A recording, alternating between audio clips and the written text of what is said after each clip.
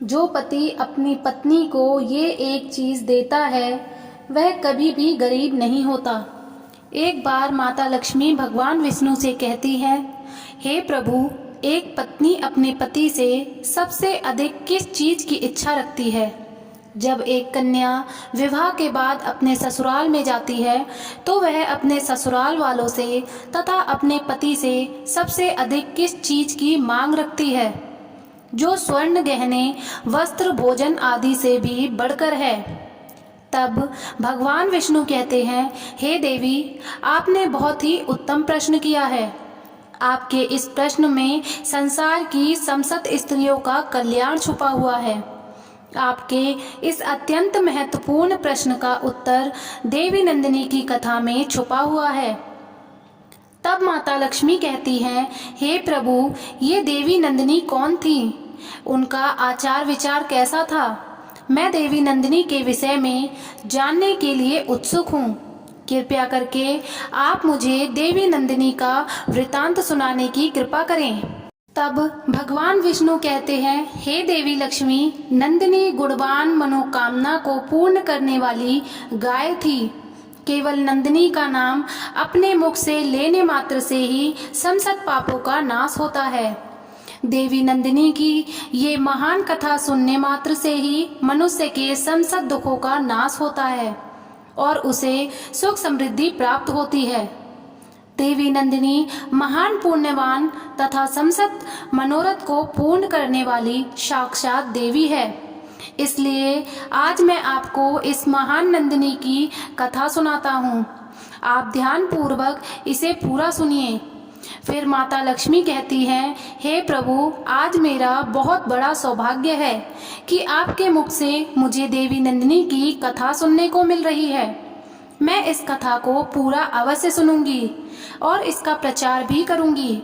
फिर भगवान विष्णु कहते हैं, हे देवी, पूर्व काल में पृथ्वी लोक पर चंद्रा स्वामी नाम के प्रसिद्ध एक महाबली राजा रहा करते थे।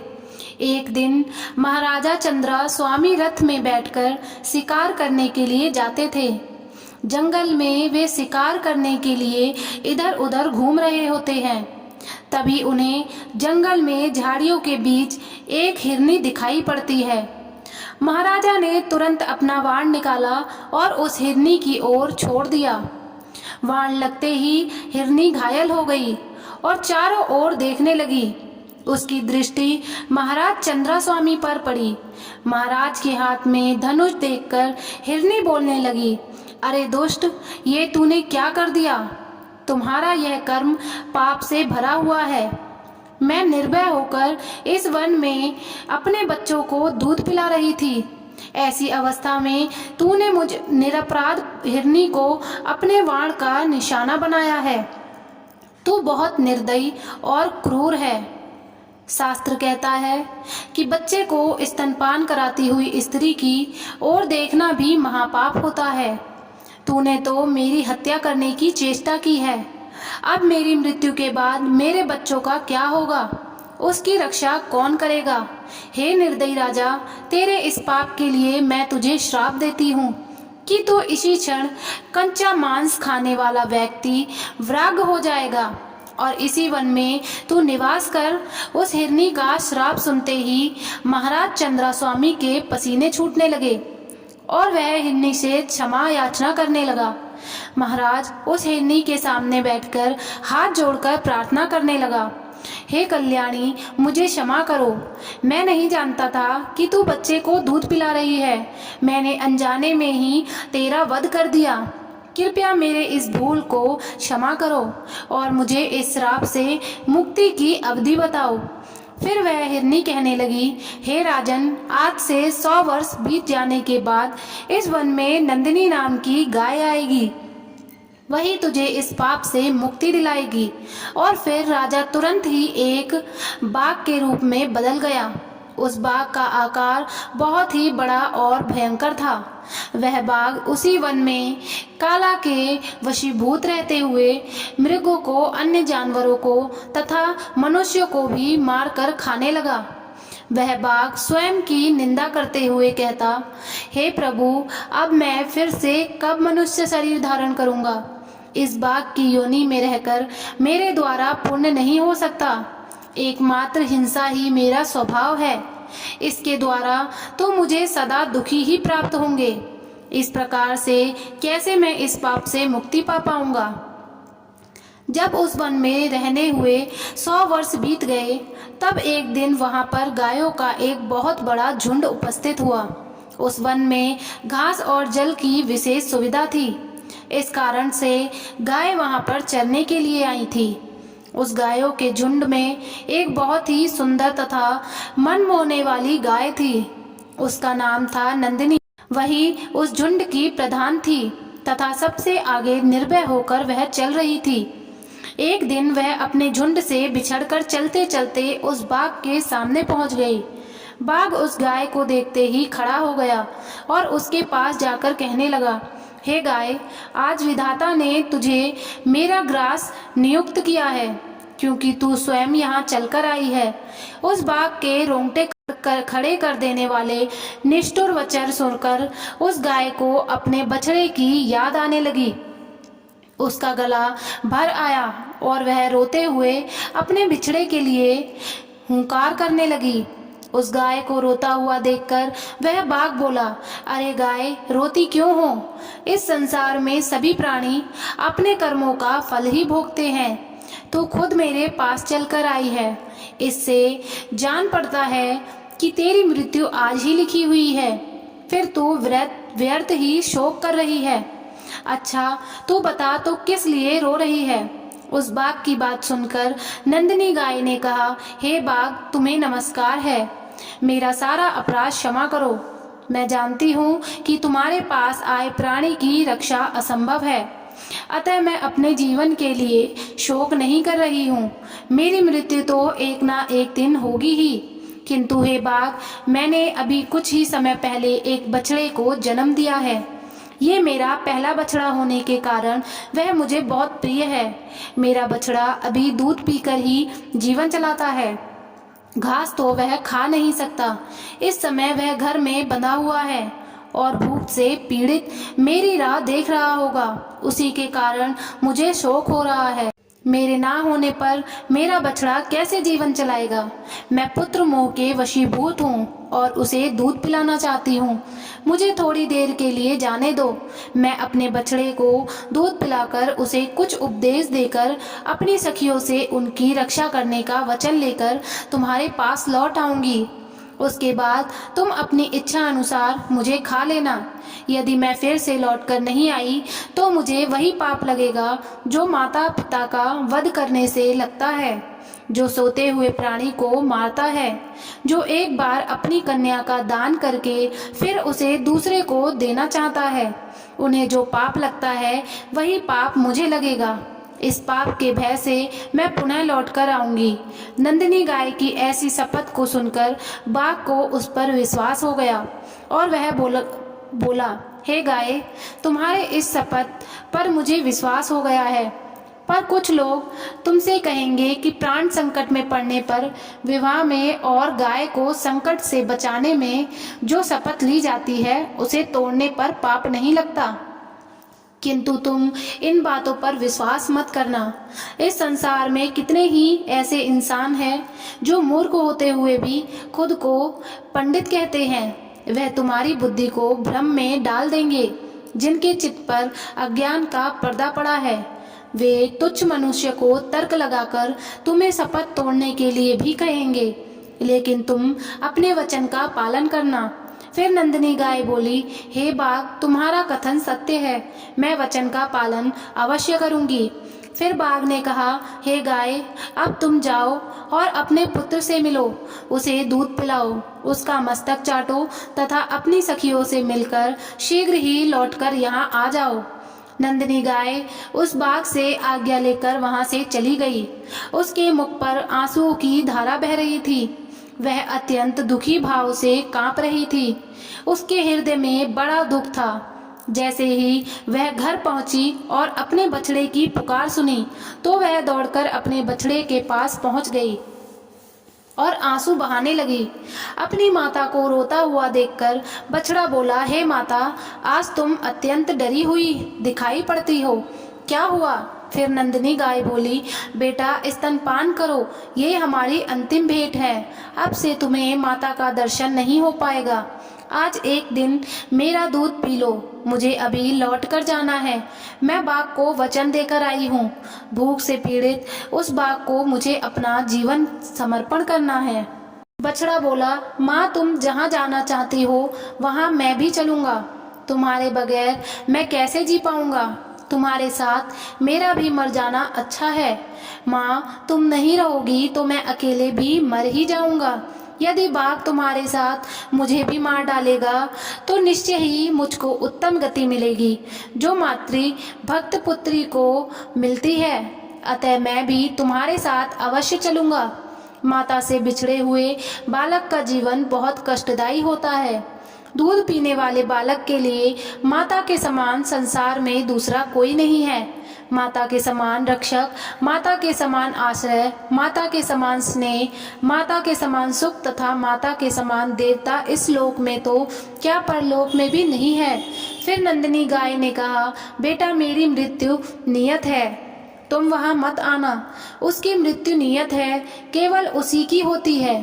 तुम्हारे लिए मेरा ये अंतिम संदेश है, मेरे वचनों का पालन करते रहो, यही मेरी अंतिम इच्छा है। जल के समीप अथवा वन में घूमते समय कभी प्रमाद ना करना। प्रमाद करने से सभी प्राणी नष्ट हो जाते हैं। लोभ करके ऐसी घास को चरने के लिए कभी मत जाना जो किसी दुर्गम स्थान पर हो, क्योंकि लोभ करने से सर्वनाश हो जाता है। लोभ के कारण विद्वान पुरुष भी भयंकर पाप कर बैठते हैं। और हर किसी पर विश्वास भी मत करना। लोभ, प्रमाद और हर एक पर विश्वास करना, इन तीनों कारणों से प्राणी का नाश होता है। इन तीन दोषों का परित्याग करना चाहिए। जिसने एक बार विश्वास तोड़ दिया हो उस पर कभी विश्वास नहीं करना चाहिए, और जिस पर अधिक भरोसा हो उस पर भी आंख बंद करके विश्वास नहीं करना चाहिए, क्योंकि दूसरों पर विश्वास करने से भय उत्पन्न होता है और विश्वास करने वाला ही नष्ट हो जाता है। दूसरों का तो क्या, अपने शरीर का भी विश्वास नहीं करना चाहिए। ये कब साथ छोड़ जाए इसका भी कोई भरोसा नहीं है। तुम धर्म का चिंतन करो। मेरी मृत्यु से तुम्हें घबराना नहीं है, क्योंकि एक ना एक दिन सभी की मृत्यु होनी ही है। गाय अपने बछड़े से कहती है, तुम शोक छोड़कर मेरे वचनों का पालन करो। इतना कहकर नंदिनी गाय अपने पुत्र का मस्तक चाटने लगी और अत्यंत शोकाकुल होकर रोने लगी। फिर वह अपने पुत्र को निहारते हुए अपनी सखियों के पास चली गई और अपनी सखियों को सारी हकीकत बता दी। नंदिनी गाय कहने लगी, हे सखियों, मैंने जाने अनजाने में यदि तुमसे कोई भी अप्रिय बात कही हो तो अथवा कोई अपराध किया हो तो उसके लिए तुम मुझे क्षमा कर देना। मेरे जाने के बाद मेरे बालक पर सदा क्षमा भाव रखना। मेरा बछड़ा व्याकुल है और उसकी तुम रक्षा करना। मैं तुम्हें उसे सौंप रही हूँ। अपने पुत्र की भांति इसका पालन पोषण करना। नंदिनी गाय की बात सुनकर उसकी सखियों को बड़ा दुख हुआ। सभी सखियां आश्चर्य में पड़कर बोली, बड़े आश्चर्य की बात है। बाघ के कहने पर सत्यवादी नंदिनी फिर से उस भयंकर बाघ के पास जाना चाहती है। स्वयं के प्राण बचाने के लिए शपथ और सत्य का त्याग करना चाहिए और शत्रु को धोखा देना चाहिए। सखियां बोली, हे नंदिनी, अपने बछड़े को छोड़कर तुम वहां पर मत जाओ। सत्य के लोभ से जो तू उस बाघ के पास जा रही है, ये तो अधर्म कर रही है। इस विषय में ऋषि मुनियों ने कहा, प्राणों पर संकट आने पर वचन का पालन नहीं करने से पाप नहीं लगता। यदि झूठ बोलकर प्राणों की रक्षा होती है तो वह अधर्म नहीं होता। फिर नंदिनी कहती है, हे सखियों, दूसरे के प्राण बचाने के लिए मैं भी झूठ बोल सकती हूँ, किंतु खुद के प्राणों की रक्षा के लिए मैं झूठ नहीं बोल सकती। ये अधर्म है। जीव अकेले ही गर्भ में आता है और अकेले ही मरता है। अकेले ही उसका पालन पोषण होता है तथा अकेले ही वह सुख भोगता है। इसलिए मैं सदा सत्य ही बोलूंगी। सत्य पर ही संसार टिका हुआ है। सत्य के कारण ही समुद्र अपनी मर्यादा का उल्लंघन नहीं करता स्वर्ग, धर्म तथा मोक्ष सब सत्य के मार्ग पर चलकर ही प्राप्त किया जा सकता है। जो अपना वचन तोड़ता है वह अपने सभी पुण्य कर्मों को नष्ट कर डालता है। 1000 अश्वमेध यज्ञ और सत्य वचन ये दोनों अगर तराजू पर रख दिए जाएं तो सत्य का पल्ला भारी होगा। सत्य उत्तम तप है, सत्य उत्कृष्ट शास्त्र ज्ञान है। संपूर्ण आश्रय में सत्य का आश्रय ही श्रेष्ठ माना गया है। कितनी भी मुश्किल परिस्थिति खड़ी हो जाए, सत्य का पालन हमेशा करना चाहिए। सत्य के उच्चारण से बड़ा पापी भी स्वर्ग में पहुंच जाता है। इसलिए मैं सत्य का परित्याग कभी नहीं कर सकती। नंदिनी गाय के ऐसे वचन सुनकर सखियां बोलने लगी, हे नंदिनी, तुम जगत के संपूर्ण देवताओं और दैत्यों के द्वारा नमस्कार करने के योग्य हो, क्योंकि तुम परम सत्य का आश्रय लेकर अपने प्राणों का भी त्याग कर रही हो, जिसका त्याग करना बहुत कठिन है। हे कल्याणी, इस विषय में हम तुम्हारी बराबरी नहीं कर सकते। तुम्हारे इस महान त्याग से हमें ये यकीन है कि तुम्हारे पुत्र से वियोग नहीं होगा, क्योंकि जिस नारी का चित्त कल्याण मार्ग में लगा हुआ है उस पर कभी आपत्ति नहीं आती। यमराज भी उस प्राणी के प्राण नहीं लेते। उसके बाद नंदिनी वहां के देवताओं और वृक्षों से विदा लेकर उस जंगल की ओर चल पड़ी। नंदिनी गाय उस स्थान पर जा पहुंची जहां पर वह भयंकर आकार वाला मांसभक्षी बाघ बैठा हुआ था। उसके पहुंचने के साथ ही उस गाय का बछड़ा बहुत तेजी से दौड़ता हुआ वहां पर आ गया और अपनी माता तथा उस बाघ के बीच में आकर खड़ा हो गया। बछड़े को देखकर नंदिनी गाय उस बाघ से बोली, हे बाघ, मैं सत्य धर्म का पालन करती हुई तुम्हारे पास आ गई हूँ। अब तुम केवल मुझे खाकर अपनी तृप्ति करो, किंतु मेरे बच्चे को जीवन दान दो। फिर वह बाघ बोला, हे गाय, तुम तो बड़ी सत्यवादी निकली। हे कल्याणी, तुम्हारा स्वागत है। जो अपने वचन का पालन करता है, जो सत्य की राह पर चलता है, उसका कभी अमंगल नहीं होता। तुमने यहाँ से जाने से पहले जो वचन दिया था उसे सुनकर मुझे बड़ा कौतूहल हुआ था कि यह यहाँ से जाकर कैसे लौट सकती है। तुम्हारे सत्य की परीक्षा के लिए ही मैंने तुम्हें भेज दिया था, अन्यथा मेरे पास आकर तुम जीवित नहीं लौट सकती थी। लेकिन मेरा वह कौतूहल पूरा हुआ। मैं तुम्हारे भीतर सत्य की खोज कर रहा था, वो भी मुझे मिल गया। इस सत्य के प्रभाव से मैं तुम्हारे प्राणों को बख्श देता हूँ। आज से तुम मेरी बहन हो और ये तुम्हारा पुत्र मेरा भांजा हो गया है। हे कल्याणी, तुमने अपने आचरण से मुझ जैसे महापापी को ये उपदेश दिया है कि सत्य पर ही संपूर्ण लोक टिका हुआ है, सत्य के ही आधार पर धर्म टिका हुआ है। हे कल्याणी, जो तुम्हारा दूध पीते हैं वे सभी धन्य हैं। उन्होंने पुण्य प्राप्त किया है, उनका जन्म सफल हुआ है।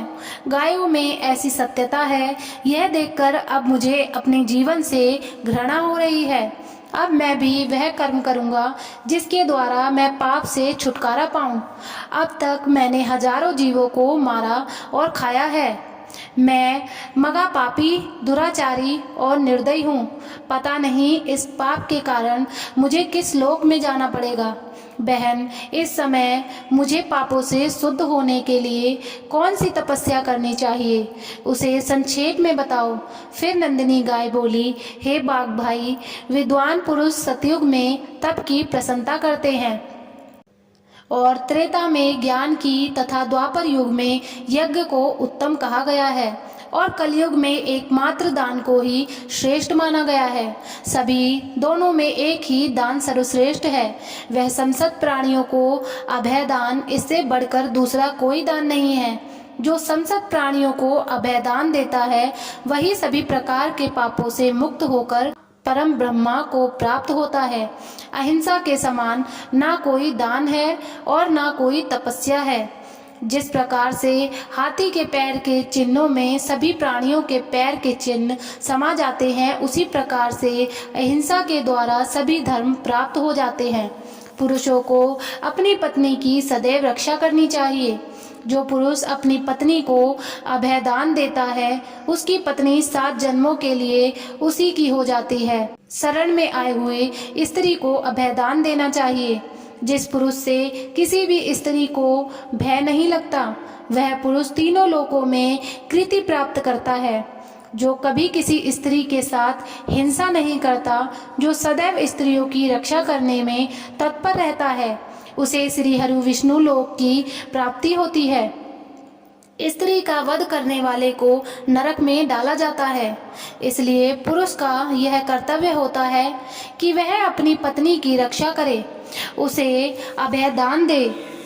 जो दूसरों के अंदर डर का निर्माण करता है, जो दूसरों के साथ हिंसा करता है, वह सबसे बड़ा पापी है।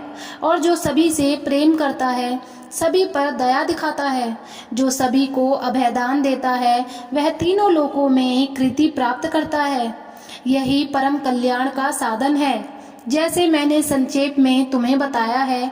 फिर बाघ ने कहा, हे नंदिनी गाय, पूर्व काल में मैं एक राजा था, किंतु एक हिरनी के श्राप के कारण मुझे बाघ का शरीर प्राप्त हुआ था। तब से मैं निरंतर प्राणियों का वध कर रहा हूँ, जिस कारण से मैं सारी बातें भूल गया था। इस समय तुम्हारे संपर्क से और उपदेश से मुझे फिर से सब कुछ स्मरण हो गया है।